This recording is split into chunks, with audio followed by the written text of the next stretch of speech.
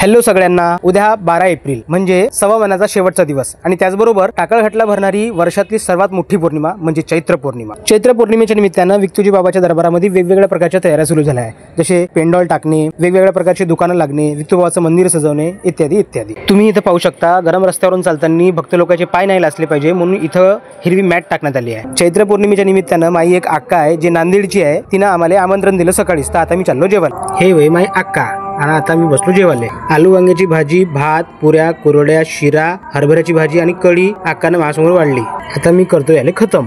चैत्र पौर्णिमेच्या निमित्तानं मी 2 दिवसात सुट्टी घेतली आहे, त्यानिमित्तानं दादाच्या दुकानात थोडीफार मदत होईल। विक्तू बाबाच्या दुकानचाडीमध्ये दादाचं 13 नंबरचं दुकान आहे, तिथं मी त्याला हार लावायला मदत करणार आहोत। हार लावता लावता संध्याकाळ झाली, थोडीशी फुरसत भेटली म्हणून बाहेर पडलो, मग लागली आम्हाला भूक। तेव्हा मराठवाड्यातल्या वसमत शहरातल्या एका व्यक्तीनं आमच्यासाठी स्पेशल ज्वारीची भाकरी, आंबाडीची भाजी, शेंगदाण्याची चटणी आणि टमाटरची चटणी आणली होती। मग ते पाहिल्यावर आम्हाला सुटलं पाणी तोंडले, मग आम्ही त्याच्यावर ताव मारला।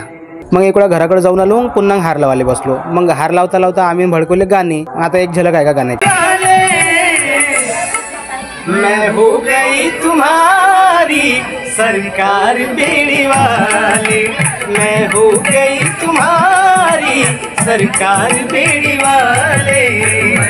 मेरी नाम जिंदगी की हर सू भटक रही थी,